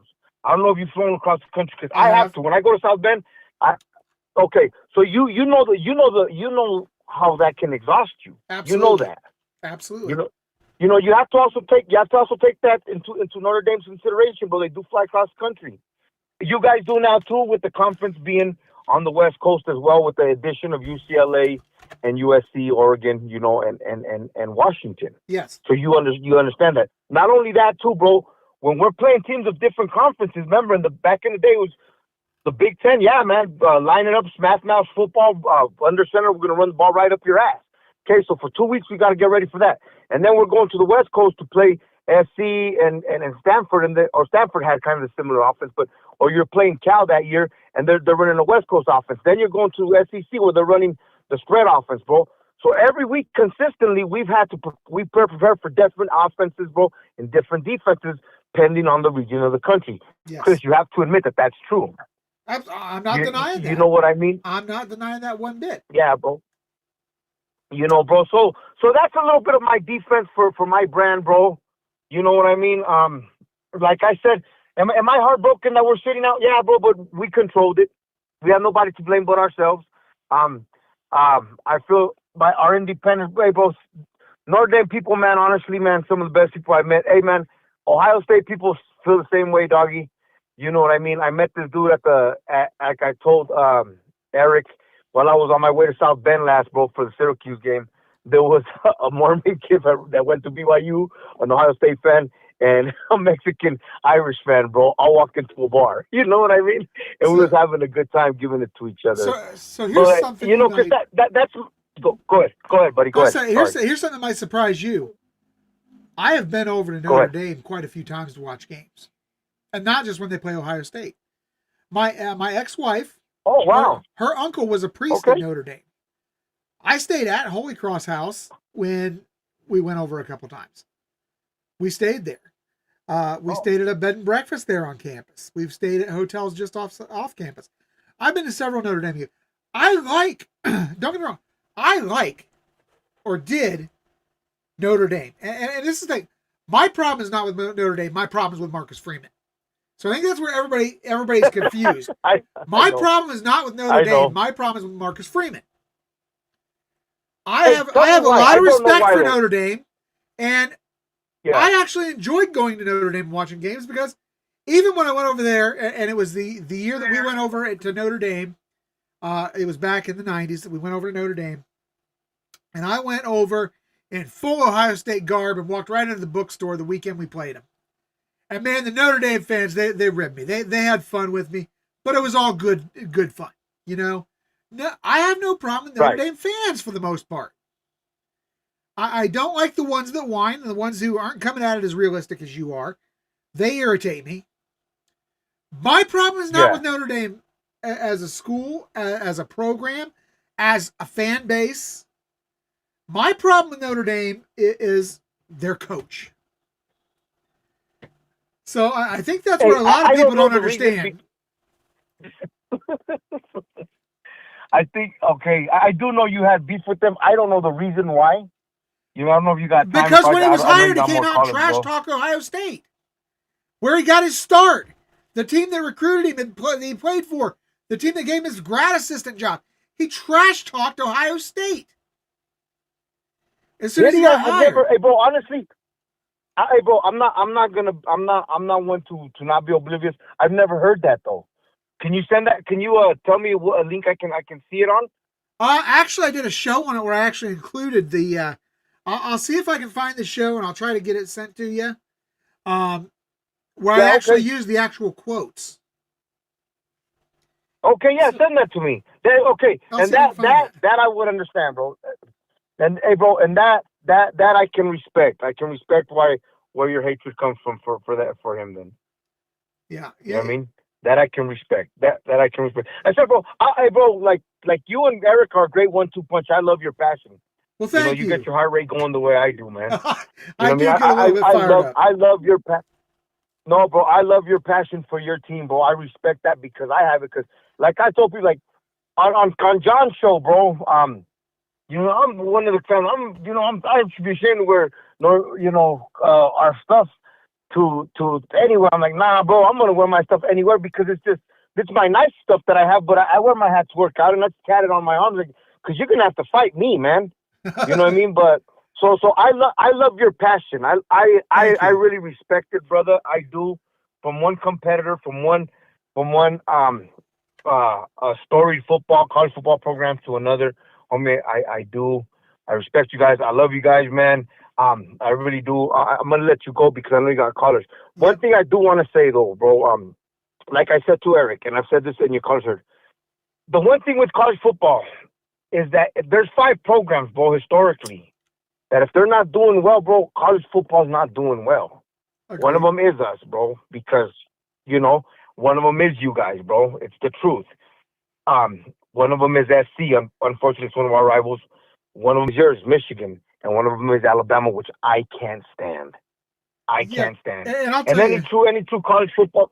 Oh, go ahead. I'm gonna roll out here in a couple of weeks after the season. My Mount Rushmore, my true top 4 blue bloods list. So you'll want to watch that. Maybe, just right maybe, on, brother. You might get a pleasant surprise. All right, brother. Hey, you know what, man? I'm rooting for you guys. I really dislike Indiana University because of POS named Alfred Kinsey. Signetti, I think, is a pretender, bro. He's a wannabe tough guy. Give him hell, man. Like I said, a few of my guys went to Oregon, so that I coached, and so I'm rooting for you guys, man, and Oregon, brother. You know what I mean? I hope give them hell, man. You know what I mean? All right, man. I appreciate it. So, hey, you have a great night, and I appreciate what's the up, call, Chris? Renee. You're welcome. Call back in Hey, anytime, Chris, brother. man. God bless, bro. Have a Merry Christmas to you and your fan base. You too. Have a great night. Bye. Renee, great call, buddy. Hey, we got a new caller on the line. We got somebody calling from the 216. We're going to see what's up. Hey, Chris, how you doing, man? This is Nate here. How you doing? Nate, how's it going? Hey, man, how you doing? I just checked in. Actually became a subscriber to you guys a couple of weeks ago. I love your stuff. Thank you guys are amazing. God bless you guys. I'm up here in Strongsville, Ohio, so I know it well. It's nice to, it's just nice to have a local podcast like you guys on. But thank you for letting me call in. I just wanted to say, I'll tell you, next Wednesday can't come fast enough, man. I know. I've been thinking about this for a while. I was just actually listening to Dan Lanning here a little bit ago. He was kind of complaining about the way the committee in NCAA has this whole tournament set up. And I honestly agree with him. I just don't think we should be waiting around to play. I know it's Christmas week, but there's just so much time off between these games. And I know they were in the same position last year where they were in our spot and, we came in there and kicked their butt. Yes. But I think what you guys were mentioning about Heartland, I'm glad that Ryan finally just took the reins of the offense back. It is his offense, but you could just tell, like you guys were talking about in that Indiana game. My thing is I played tight end, and, I love double tight. When you go in, you want to run some smash mouth football, but there's no reason to have 4 tight ends, multiple plays in the red zone, especially when it's not working. Not one time they had Smith on an island out there multiple times in the red zone. Not once did they have him run a slant. And I don't know if they're trying to hide some of this stuff until we really face, Miami and kick their butt next Wednesday with those calls. But it's like a slant route's a slant route, man. It's a game we should have won, and I wish we had it back. But you know what? It's just like you guys were talking about with Michigan last year. Is Gay really trying to just take these games off so it's a different setting for the actual playoff? And honestly, I kind of said that last year too when we went on that amazing run, is if we beat Michigan, we have to play Oregon in the Big Ten championship. Yes. So, technically we could possibly play them again after that. So you don't know what would have happened, with that setup. But I think these guys are hungry. Supposedly, from what Jay said out today, they're pretty pissed off from the loss, and I hope they are. Because I'll tell you what, the A&M game and Miami game, there was some good defense there, man, but that was probably the worst game I've seen all year. Well, besides the Tulane Ole Miss game, and that was a joke. But that was one of the most boring. It was bad. But they don't really. Miami does not frighten me. I think we need to go in there, motivated and ready to execute, which I think Dave's going to have these guys fired up and ready to do like last year. But I honestly think we're going to beat them by at least 2 touchdowns score. What are your thoughts on that? That's actually about where I'm at as well. I said we should beat them by at least 2 touchdowns. They do have 2 great defensive ends. We cannot deny that. Our tackles are going to have to play well. I have no concern about Austin Severveld. I think he can hold his own. I am concerned about Philip Daniels. Can he hold up the entire game? And can we get good play out of our interior line? I believe Ohio State has much more talent, even though Miami's not a bad team. Don't get me wrong, they wouldn't be in the playoff if they were a bad team. But I do believe Ohio State is a far superior team. I wonder, and this is what my thought was when I saw that Ryan Day say, I'm taking the plays back. Are we going to see more of that explosive, high power, quick offense? Because Ryan Day came out a while back and said, we're going to turn it on when it's time. Right. Is it time? Right. And did he not have faith in Brian Hartline to be able to do it for either the reason that he is distracted by having two coaching jobs right now, or are there some trust issues there, given the fact that Hartline just tried to steal one of Ohio State's commits? That's crazy. That was a snake move, and that surprises me honestly out of Hartline. That was not the kind of guy I thought he was. I'm surprised on that too. And I'm very surprised that Ryan Day even let him stay on as the wide receiver coach because of that. Yeah, he's done an incredible job here. He has. I think that's just being too nice at this point. Everybody wants to get a better opportunity in the world, whether you're a football coach or whatever, man. But at this point, we have one goal. The goal is to win these next 3 games and win our next championship. Ohio State's never done that. If you have another great job, hats off to you, man. And I, shake your hand, tell you well done, but we're on different paths right now, with this trying to get our guy and all this junk too, I would just say, hey man, thank you. But we got this from here. There can't be any more distractions, because that was another thing with the Indiana week. And I'm not an excuse guy, but you were trying to get Chris Henry, the number 1 receiver, in the country, to stay committed to Ohio State. You had all this shenanigans going on with Hartline, in the background too. So Day, he gets paid the big bucks to do a big boy job like that. But, that played a part. So I'm just glad now that we can just focus in, take care of business next Wednesday, like I think they will. My only concern is 2 things: is the run game, which I think, Bo will do a great job with our lineup. They play their butts off like we were talking about. And honestly, I think that there's a big difference between Will Howard from last year and Julian. They both have really good balls. I would say Julian could probably maybe throw a better deep ball than Will, slightly. But Will, that Texas game, Will put the team on his back.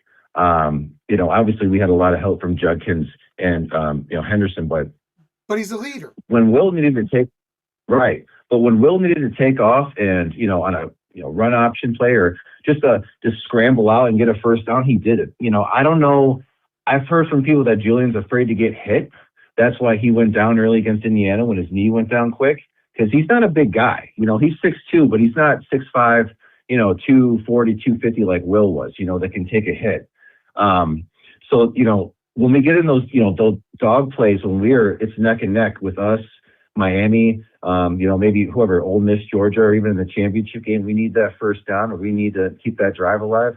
That's what I'm going to be looking for from Julian, because he can read a defense pretty good. He settled down in the second half against Indiana. But I think a lot of these teams are going to come after him. They want to see if he's able to handle the big show, like he says he is. But I think he will. It's just going to, it's going to come down to it when it comes down to it. We're going to find out when it happens too. So it's going to be interesting. Yeah. Yeah. And I'll tell you, for me, I got the same concerns. I've got the same concerns. I think our running game is going to be okay. I do. I think Bo Jackson's going to do a great job for us. I like Isaiah West. Mm-hmm. I like James Peoples. I like C.J. Donaldson. I think that all four of these guys have a place to where we can play to their strengths. One thing I noticed with Hartline that really bothered me is I don't think he played to the individual player's strengths quite as well as a Ryan Day did or even a Chip Kelly did. I also don't believe that he did real good as far as when teams would run blitz us. Why are we not throwing screen passes to try to beat the blitz and get them to stay back? I don't know why we weren't doing that. That's just a common sense thing to do. Right. So I think at times this year, I'm going to say it. I think that Brian Hartline was in a little bit over his head this year. I don't think that Brian Hartline is ready to be a head coach. I think he's got a good situation he's going into. But I don't think he was quite ready to be a head coach. I think he was still a year or two off. I think he was going to get there.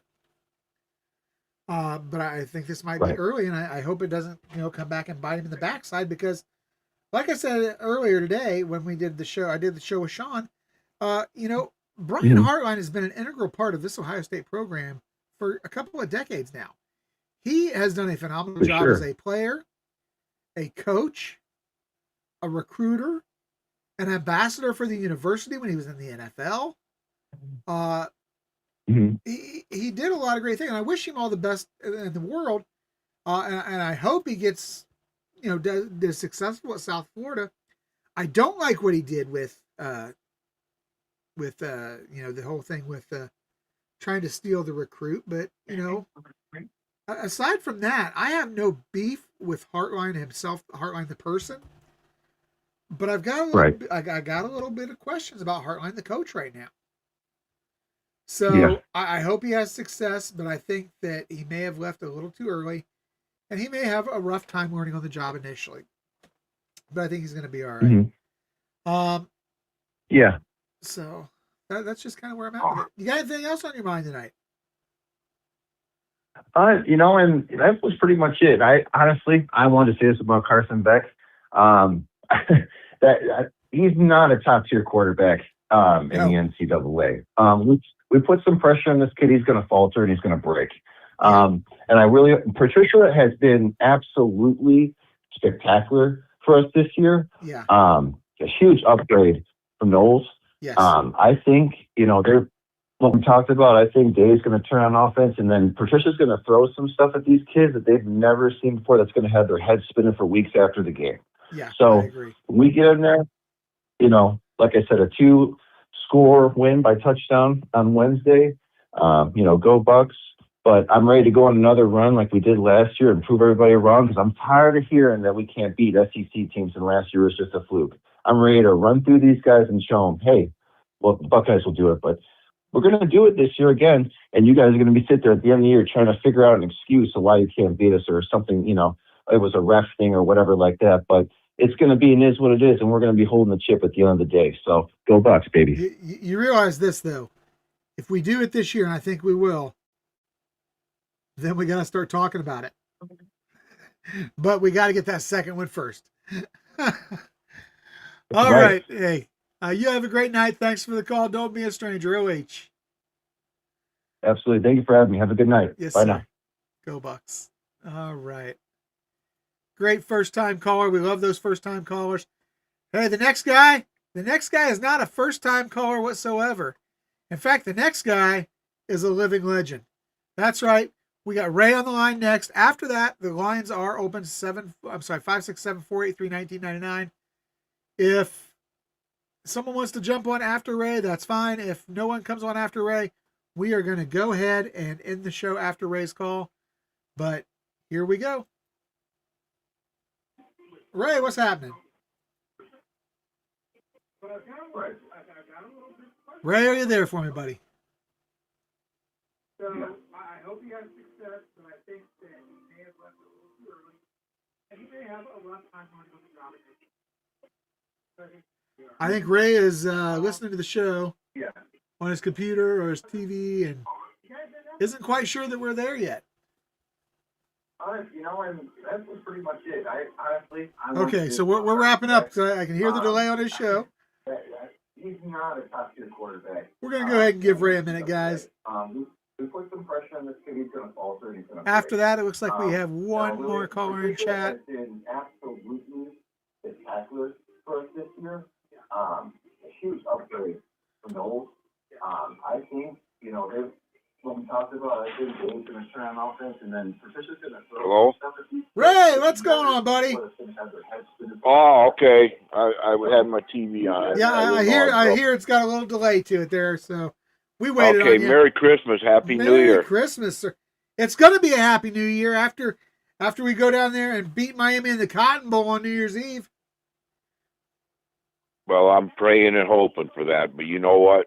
Let's don't get cocky about it because Miami's got a hell of a defense. They do. And the one thing I'm worried about going into this playoff, and we've had this problem all year long, okay, in the red zone.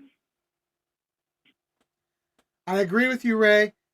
I'm more confident now. If they get shut down in the red zone, they're not winning no national championship again this year. And I think Ryan Day knows that, and that's why Ryan, I don't know if you heard it today, Ryan Day took the play calling away from Brian Hartline, and he's calling the plays the rest of the year.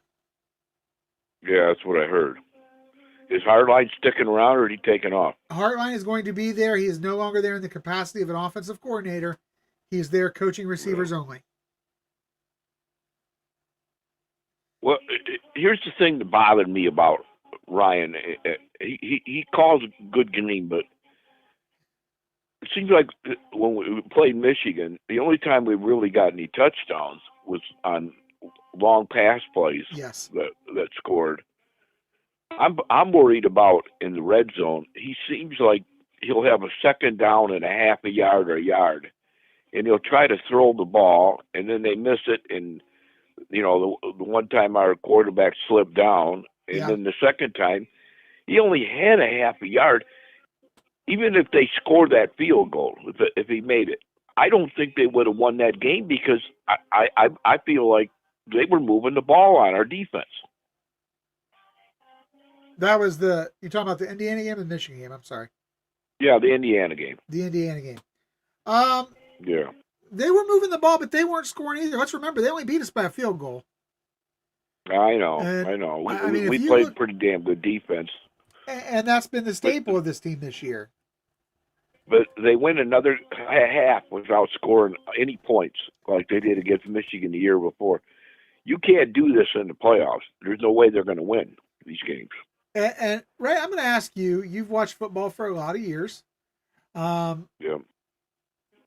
Is there any possibility, and we've said this, fans have said this the last 2 years, is there any possibility that Ryan Day is, I'm not going to say throwing games, but maybe not putting as much effort into games simply to jockey for better positioning in the playoffs? No, I don't think he's doing that. I think he just, after our quarterback slipped down, he would have had the first down easily if he don't fall down his knee. I never liked college. I always liked the pro where you have to, but they would have called him down anyways. He was in the pro football, but it just seemed like he panicked on the second one. He said, "I'm bringing the field goal team out. We got to at least tie this game up." I think you had to go for the win right there, didn't you? You know, this was my take on it. Was it fourth down? Was it fourth down at about a half a foot for a first down? It was about a yard, but okay, about a yard. Here's the thing: having failed on the first tush push, right? I understand why he did what he did. I don't like it, but I understand why he did it. He was trying to send this thing to overtime. And he figured we go out and we win it in overtime. I understand the wisdom, the conventional wisdom of what he's doing. Bo Jackson's a tough runner, though. Why aren't we giving the ball to Bo Jackson? I agree with that. I agree with that 100%. For some reason, they had it in their head that C.J. Donaldson is your first down, your short yardage back, and he's done good at it at times, but he's been stopped at times. They did that against Michigan. They had like 7 downs to score a touchdown. They couldn't do it. Couldn't get it 1 yard. Yeah, I mean, don't get me wrong. There's flaws with the system. I'm not going to say there's not flaws with the system, but I think that's why Ryan Day has taken the play calling back. And I honestly look for, people think I'm crazy. I look for a much more wide open offense, much more like what we saw last year under Ryan Day's play calling in the playoffs. And Ryan Day we should be able to outdraw. We should be able to outdraw. Ohio State fans should pick up all them tickets down in the Cotton Bowl. We should look like a home team. Yeah, well, Ohio State does travel well, so we're gonna have a good presence. But this is what I would say. Miami don't draw that good, do they? They don't travel real well now. Yeah, so we should be able to outdraw them in that game to get the crowd going anyways. But if you win that game, you're going to play Georgia. And that's not going to be an easy game at all. And then whoever the winner is of all them other games, I see all 3 of them 3 to 4 point games. I don't know. I don't think Georgia's as tough as everybody thinks. I watch them. They're very inconsistent. Some games they are great. They've had 3 games this year where they had to be bailed out by bad officiating in order to win the games. Should have lost to Auburn. They should have lost to Florida. And there's an argument that they should have lost to, was it Vanderbilt or somebody? I think it was Vanderbilt when I've been the other one that the refs helped them out. I can't remember, but well, you know how bad the officiating is how bad the officiating is in the NFL. I'm worried about this playoff that the referees are going to cost us a game too. Yeah, well, that's always a concern. We saw how bad the officiating was in that game versus Indiana in the Big Ten Championship. I mean, hell, they saddled up. They threw a saddle on Kenyatta Jackson and rode him to the ground with 2 guys on multiple occasions, and there was no flag. Yeah, I know. It was bad. So. It was bad, but I'm not here to blame the officials. I'm not here to take away any credit from Indiana. They went out there. They won the Big Ten title. Congratulations. Now do it in the playoffs. That's my challenge to you. I want to see them in the finals. I want another crack at the championship game because I know Ohio State's I want to play Indiana. I want to play Indiana. I hope they win out and we win out. We can play them in the championship game. Get redemption. Absolutely. Because if you don't, I don't know if you've watched any Indiana fans online. Well, you live in Indiana, Ray, so their fans who all of a sudden after 2 years of success think they're God's gift to football and they're out there trash talking and running their mouths. These guys, Ray, I'm telling you, you've been a fan of, or you've been around both. I think these guys rival Michigan for their ignorance and arrogance at times. And if we go out there and win the national championship and they don't make it to face us, all we are going to hear about is how, well, you won the national title, but you couldn't beat us. We're better. So I want them. I ain't worried about that. I just want to win 3 games. I'd like to see it. We've never won. I don't think we've ever won back-to-back national championships in our history, have we? No. So that's what I'm saying. That's a tough order. That's a tough order. Even though it's only 3 games, they're going to be tough games. Hey, going on to the Bullies. Is there any word today on their coaching search? I haven't heard anything more on the coaching search, but good news for them. No assistant coaches have been arrested today. So that's a positive for them. Well, what gets me? Ward Manuel should have been fired like 2 years ago. Here we are 2 years later. They're still hanging on to him. I don't know what. I keep scratching my head every week. He knows where the bodies are buried. What do they? That's what it comes down. It has to come down to that. He knows where the proverbial bodies are buried. They can't get rid of him because he knows too much. I truly Yeah, believe that's what I'm that's wondering. what it is. So you don't think they're going to let him go? Honestly, no. That's what I'm thinking. I'm thinking I think. maybe Well, they're this going is. to keep I him don't even. think they'll keep him or let him go this year. I think they keep him, have him help with the coach search, and then they let him go. But I think coach search is going to be an issue. You're not going to get a big time coach in there who doesn't know who his athletic director is going to be, because they're not going to want that uncertainty and be concerned about being out after a year, because the new coach, the new AD doesn't like him, and wants to bring their guy in. So, uh, Well, weren't they on probation for 3 years? they're Don't always on. this count as breaking their probation? The Well, scandal. I don't know. I'm going to have to read the actual terms of their probation, but I'll tell you what, this is going to spark another investigation. Ultimately, I've never But I'm seen a thinking, more direct and blatant definition of lack of institutional control than what we have with this Michigan team. What parents are going to let their kids go to that university if Not they good have any ones. honesty and integrity? Huh? Not good ones. But I'm thinking, I don't know how they're going to, and how, why would any coach go in there with, Ward Manuel may get fired, and all the problems they've had the last 5 years. It just seems like it'd be mind-boggling for a parent to say, well, I want to have my kid go there because they'll get in a lot of problems. Yeah. I don't know, Ray. I mean, I don't know. All right, got any more parting thoughts before we go, buddy? I got one more caller in queue, and then we'll wrap that'll it up do for it. Hey, Merry Christmas, Happy New Year, God bless, and when we play next Wednesday, New Year's Eve. Yep, a week from Wednesday. and then who plays on New Year's Day? Well, I'll tell you what. I'll give everybody the full college football. Is it Indiana and Alabama? It is going to be.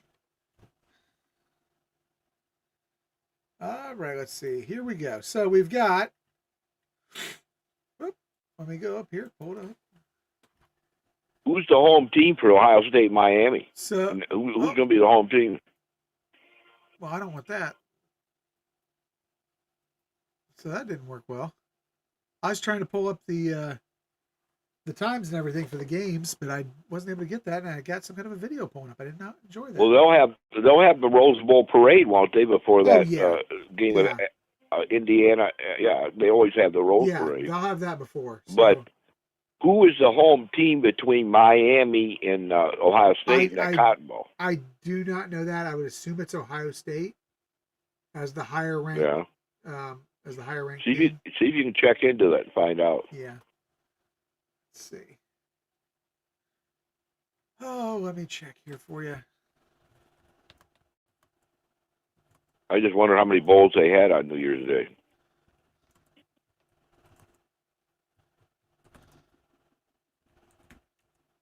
When's Michigan and Texas play? Do they play on January 1st? Or Ohio State is the higher seed. Is the home team. Okay. And what day is Michigan Texas playing? What day is Michigan Texas playing? I don't have the bowl schedule up here. Hold on a second. Okay. All right, we've got Michigan Texas is. That's the Citrus Bowl, ain't it? Yeah, I think they're a New Year's Day bowl, if I'm not mistaken. Oh, okay, maybe. Michigan, Texas I was just wondering if it might be the 3 p.m. 31st. No, it's on the 31st at 3 p.m. Oh God! And what time's our game? Ohio State, Texas is. Ohio State, Miami. What time's that game? Really. Ohio State, Miami is. Hopefully a night game. It is going to be. That's the. Ohio State, Miami is the only CFP game on the 31st. It's a 7:30 kickoff. And then on the good. We 1st, we can watch the Bullies get beat on New Year's Eve, and then we can turn around and get a nice victory. yeah, then the first you've got Texas Tech and Oregon at noon. You've got That's Alabama, Indiana at 4, and you got Ole Miss, Georgia at 8. All games are carried on ESPN, but for the Ohio State game, if you're a Patreon member, hop on over and watch the game with us on Patreon, because nobody wants to watch ESPN. Well, I tell you, I can see some nice games right there. Yeah, those are going to be some good games. I'll tell you, I'm concerned that Indiana could go down to Alabama. I'm not going to lie. Well, according to what team Alabama shows up, they have a tendency to go a half or 3 quarters not playing worth a crap, and then they kind of turn it around. You just never know with them either. Yeah.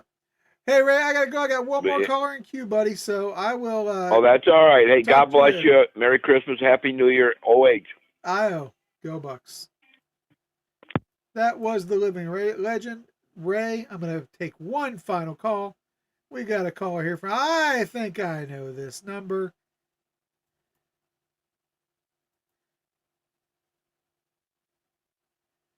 Merry Christmas, Caden. How you doing, Chris? I'm doing pretty good, buddy. What's happening? Well, I just had to bury one of my third cousins. I'm sorry. This past weekend, I'm sitting out by the cemetery by her grave right now in my truck. I'm sorry. That's awful. So. But I'm not going to be long on here talking, crap. Okay. And I didn't come on here to talk crap, so. Fair enough. I told Eric I wasn't going to come back and call, but it's the holiday, so I figured, why the heck not? Okay.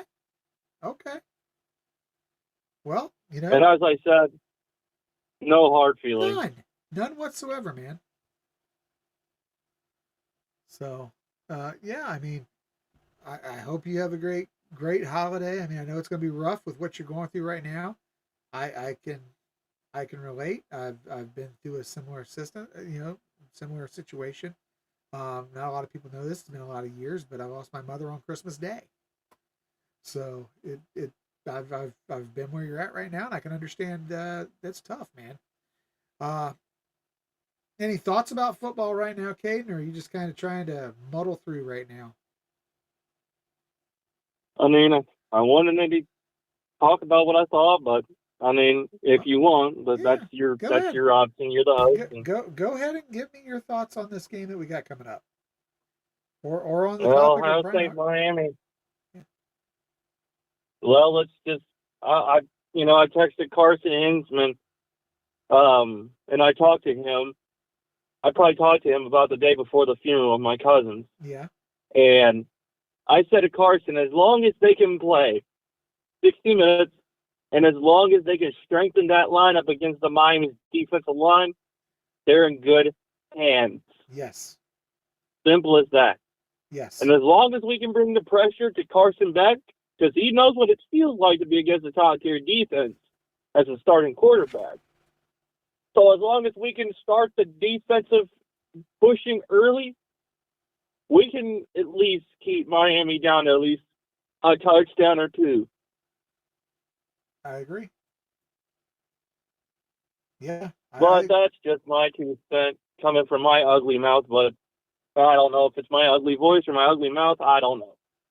Well, I'll tell you, Kane, I agree with what you're saying. I really do. I think the whole key is the offensive line. The offensive line is going to determine what happens in this game. I think defensively we can do what we want to Miami. I think that we can cause a lot of problems for Carson Beck. But, man, they've got those 2 defensive ends that are pretty bad dudes down there at Miami. And I'm with you. If our tackles play well, I think we win this game by at least 2 scores. If they don't, I think we're in for a dogfight. And we can definitely have issues if the tackles aren't playing well. Yeah. No, I agree with you. And right. And I was going to say this one thing, Chris. I'm sitting out here next to the grave of by my cousin Holly. She passed away in her wheelchair for being paralyzed from the waist down for 40 years, and Oh, wow. she was basically a little 8-year-old girl trapped in a 40-year-old woman's body. But right next to her is her dad, who is a kind of one of my idols growing up. My late great uncle Sherman, and you know what? He was a football legend. Yeah. Back in the high school he went to, and he was a D1 recruit back in the 80s, late 80s, early 90s, in Ohio State with Coach Earl Bruce. In one of his last years coaching, gave my great uncle an offering to Ohio State, along with Miami. And he was 6'4", 205 pounds, playing defensive end. And the story goes to my Uncle Sherman. You know, he talked about going up to Miami at the first point in his career, like about the month when he got the phone call from Jimmy Johnson. And then Earl Bruce calls, and he goes to camp for about a week. Mm-hmm. And he went through the process, and then he decommitted to Ohio State. And Miami called back with Johnson and said, "We heard you decommitted and wanted to know if you wanted to commit." And he's like, "Nope, I'm sorry." And the story goes with Uncle Sherman, and this is what I heard from family that knows him and that are still around. And Uncle Sherman still had the offers laying around, but never took them. And he told Coach Johnson, he said, "I appreciate the offer, but," he said, "he never gave a damn about the Hurricanes." Yeah. That's just my Uncle Sherman. Big Sherman. Well. And the thing is, I never got to meet him because he passed away. Yeah. About 4 months before my mom was pregnant with me. Wow.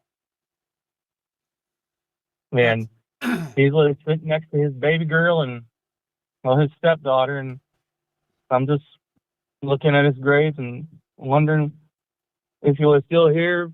Would I had a family member that would have been a legend and an alma mater to the best university, or I wouldn't know. Yeah, you know, the worst thing that can happen is that the whole concept of what ifs. You know, what ifs are awful and something you don't want to dwell on, man. That I can promise you. The what ifs is not something you want to dwell on. A lot of love coming out from the chat for you tonight, Caden. A lot of prayers, a lot of people kind of feeling your pain tonight, Caden. Just kind of wishing you the best through the holidays. So just so you know, the chat's really throwing their love at you tonight, buddy. Let me actually take a peek. I hadn't seen the chat in a bit, so let me take a peek here for a second. Mika, I think Coconut has thrown out some prayers for you, buddy. Yeah, you know, people can feel that you're hurting. You know, you're not quite yourself tonight. So, you know, thoughts and prayers with you from everybody here on the getting through the holidays. But you know what, Chris? Together. Honestly, I think I've said enough of my ugly voice and my ugly life. It's miserable as hell, and my life is a living miserable hell of a life. Well, so I don't think anybody wants to hear my mom's story, my sob story of BS. Well, you know, because that's what everybody said. Dude, I think you just got to try to do your best to hold your head up and try to be positive at a time where it's very difficult to do so. Well, I just want to say thanks to the OHL podcast once again. Yes, sir. Chris, Eric, I know you're listening in chat. But Chris, I'm honestly going to save you some time, and I'm going to get my ugly carcass out of here and get my ugly voice and my ugly mouth out of here because nobody else wants to hear my ugly voice. So, from my ugly mouth. So, Okay, now I don't think anybody's said that tonight, buddy. Not a single person has. you wouldn't believe how many people have just bullied me on Twitter. Seriously. You know what? I get it. People. It's seriously stupid. It's seriously stupid. I mean, I don't need to rant on about it. It's okay. Well, I don't. Listen, I'm gonna save you and Eric some time, and you guys don't gotta wallow in sorrow for me. No, I honestly just it's fine. I really just I don't know. I'm gonna get my ugly carcass and needs to hear my ugly voice in a mile. So I'll talk to you. Or well, I don't know. But all right. Well, hey, do your best. Try to stay positive. Get through the stay scum positive. Sucks, and I'll get my ugly ass out of here. All right, buddy. Well, I'll tell you what. You need to stay positive through the holidays. Try to keep your head up, pal. And you know what? This too shall pass, man. All right, guys. That was our last caller of the night. Not exactly the note I wanted to end this on. Hopefully Eric will be able to come back in next week for the call-in show. If not, I will be back with you next week. Eric's got some things going on right now, and I'm not in a position to elaborate on that. But hey, we'll still be here for you. Myself, Sean, Corey, Mika, TG, Nashville, Nate, Vader, all of us are still going to be going strong. And Eric will be stepping in from time to time, and he'll be back soon. So, guys, thanks for watching. Enjoy your holiday. Merry Christmas to everyone. And good night. God bless, and go Bucks.